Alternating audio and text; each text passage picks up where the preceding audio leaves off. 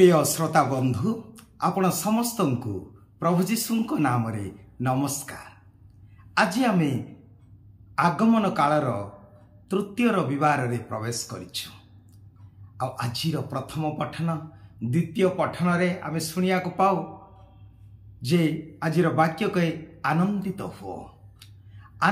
हो। साधु पाउल कहती पुनर्बार मु कहूची तुम्हें आनंदित हो, प्रभुंक ठारे आनंदित हो।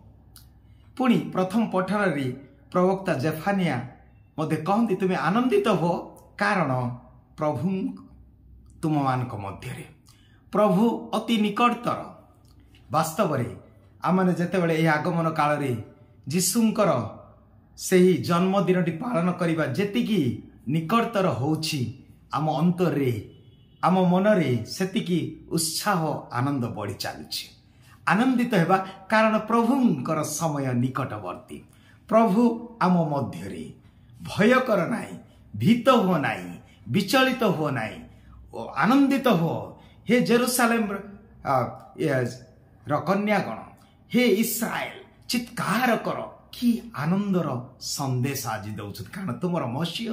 तुमर त्राणकर्ता आसुछंती तुम मध्य रे। वास्तव रे जीशुंक ठारे आनंद करिबा।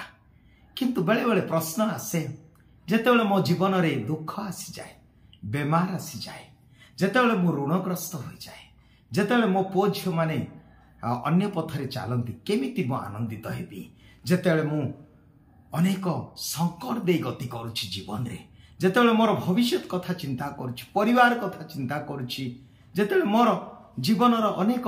विषय गुड़ाक चिंतित हो भांगी पड़ुछि केमिति बा आनंद हेबी। मने रखंतु आपण माने जानती प्रभुंकर दास जे दिनाकरन पॉल दिनाकरनकर पिता से दिने प्रभुंकर वाक्य प्रचार कली करी तांको पत्नी एवं तांकर झियो एंजल को सहित फेरुथिले। आ हठात से माने जेतेबेले फेरुछंती एक्सीडेंट हैला। समस्ते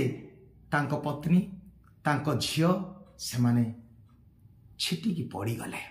अचेत हेले। समस्ते चिन्ही तांको हॉस्पिटल को नेले। आ हॉस्पिटल रे किछि समय से माने को रखा गला। बहुत समय परे जेतेबेले दिनाकरन चेता फेरिले से देखिले तांकर गोटे मात्र झियो एंजल आउ जीवन रे नाहंती। आउ सेतेबेले से चित्कार कले, हे प्रभु तुमे केउठी अच्छ। जो दिनाकरन अनेक लोक को सुस्थ करछंती, जहांकर वाक्य रे अनेक विश्वास करंती। आउ मनुष्य हिसाब रे से प्रश्न कले, प्रभु मोठारे बल नाही, केमिति लोक विश्वास करिवे। जो दिनाकरन मृत्यु लोक को मध्य उठेई थिले, निजर एकमात्र झियो को से रक्षा करि पारले नाही, केमिति मोय वार्ता पचारिबे। आ से भांगी पड़िले, से निराश हेले। आउ निज कोठरी को जाई एका एका क्रंदन कले। से बाहरिले नाही, केवल प्रभु कोठारे प्रार्थना करे को साहस नाही। आ कांदी कांदी जेतेबेले दिने प्रार्थना करुतिले हठात पवित्र आत्मांकर स्वर सुनिले। प्रभु तांको कहिले, दिनाकर तुमे काहेकि कांदुछ, तुमर झियो एंजल मो पाखरे अछि। वास्तव रे सेही समय रे दिनाकरन आर्थिक संकट दे गति करुथिले। आउ सेही समय रे तांकर यूनिवर्सिटी बा जहाँ से खोली थिले बा विभिन्न कार्यक्रम, रेडियो कार्यक्रम, पत्रिका कार्यक्रम, इवांजेलिजेशन वर्क काम आग को बढ़ु नथिला। आउ सेही समय रे एही वार्ता से पाइले जे काहेकि तुमे भांगी पड़ुछ, तुमर झियो मो ठारे अछि। प्रभुंको अजाणतारे कौन किछि घटे। आउ सेही समय रे से निजको भाविला, ताठारे बल आसिला, शक्ति आसिला जे मो झियो प्रभुंको ठारे अछि, से मो पई निवेदन करिवो,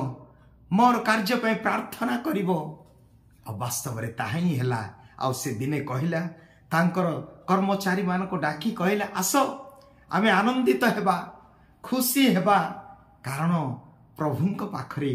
मोर झियो एंजल अछंती। आ से एक विराट प्रार्थनार सभा करथिले। हाँ प्रिय भाई भौणी माने आमे जानि पारिबा नाही ईश्वरंकर से विचित्र योजना। दुख आसी पारे, समस्या आसीपारे अनेक प्रकार कष्ट जातना सह्य करिया को पड़ी पारे किंतु प्रभु जानुछंती आम ठारे सब बेले एई समय रहिबो नाही हुए तो यही दुखटा आम जहाँ दे गति कर बुझी पार नथिबा आनंदित हो काहेकि आनंदित हेबा प्रभुंको ठारे आनंदित हेबा तेणु आज सुसमाचार जहन को विभिन्न व्यक्ति माने आसी पचार जनसमूह को पचार आमको कौन करने को हेबो आमको कौन करने को हेबो करग्राही माने आसी मते पचार आमको कौन करने को हेबो सैनिक माने आसी पचार आमको कौन करने को हेबो आउ जो लोक माने पचार जनसमूह से कहते तुम्हें आनंद हेबो जेतेबेले तुमर जहा अच्छी ताहा अन्य को दियो तुमर जामा जदि अच्छी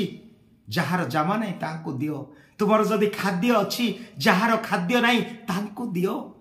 आउ सेतेबेले करग्राही माने को मध्य से कहले जेतेबेले से माने पचारले आमे कौन करिबु तुम्हें करग्राही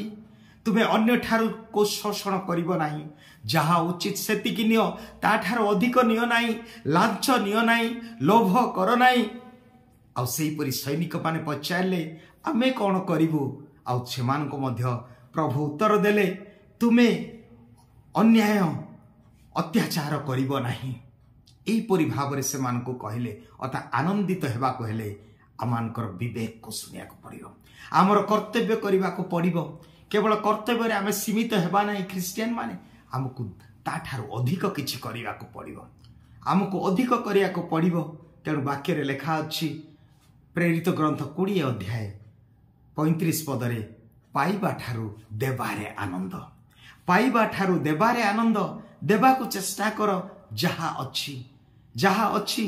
आ अनेक समय आम ठारे अनेक अनेक जिनस अच्छी जदि आम भावुछु प्राय 2-3 सप्ताह आम व्यवहार करना it is not good that we keep in our अलमेरिया जदि आमर वस्त्र अनेक अच्छे मासे जदि आम पिंधिनु किंबा 2 मास पिंधिना बाहर कर दियो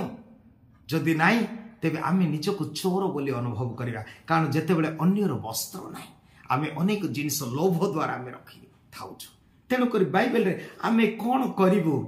आमे जदि पढ़िबा एही लुक ही कहंती 10 अध्याय 25 पदरे लुक 10 अध्याय 25 पदरे जणे शास्त्रज्ञ आसी पचारछथि मते कोन करिबा को पड़िबो अनंत जीवन पाइबा पे मते कोन करिबा को पड़िबो ठीक सेहीपरि 12 अध्याय मध्य लुक 12 अध्याय जदि आमे पढ़िबा सेठी मध्य से धनशाली व्यक्ति कहूची मते कौन करने को पड़ो एते धन एते संपत्ति मु कौन करी अमार करी ए रखी निजर आत्मा को कहबी आनंद कर मजा मजलिस कर ना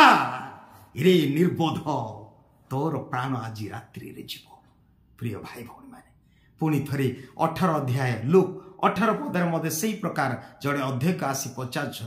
मु कौन करने को पड़ो आज आम प्रत्येक कौन करवा जे कौन स्तर में रुहतु ना कहीं जड़े स्टूडेंट जड़े छात्र आज निजको पचार उचित मु कौन करी जड़े डाक्तर आज पचार को पड़ो मु कौन मते कौन करने को पड़ो जड़े शिक्षक आज पचार को पड़ो मु कौन करने को पड़ो मते जी जो सब दायित्व आम पाइछु जो स्तर में रहूना कहीं आमर ड्यूटी आमर कर्तव्य को सुचारू रूपे करवा आमर विवेक कहब जपरी रोमियो जड़े फिलोसफर सेनेका कही the foundation of our joy is our conscience जदि आमर विवेक अन्य जड़े कहवा दरकार ना तुम्हें यही प्रकार करुच मुझे भूल काम करुच्ची मोर निजर विवेक कहब मु कौन करुच्ची तेबे प्रिय भाई भौणी माने आज जेतेबेले जीशुको एही आगमन काल रे आमे अछु निकटतर आसंतु आमाने आमानकर जो सब पाप अच्छी जो सब अधर्म अच्छी जो सब कुकर्म अच्छी जो सब स्वार्थ अच्छी से सब को बाहर करदेवा अति सुंदर कैथोलिक भाई भौणी माने संस्कार द्वारा पाप स्वीकार संस्कार करी आमर हृदय को प्रस्तुत करिबा अनुताप करिबा मन परिवर्तन करिबा जो सब जगार आम पड़ी रही से उठिबा जो साग साथी जो माने आमान को अपथरे नौसन ताको ठारू दूरे जिबा जो मादक बा अन्य एडिक्शन गुडा अच्छे आसक्ति अच्छे से दूरे जिबा व्यभिचार कर्मरु पाप कर्मरु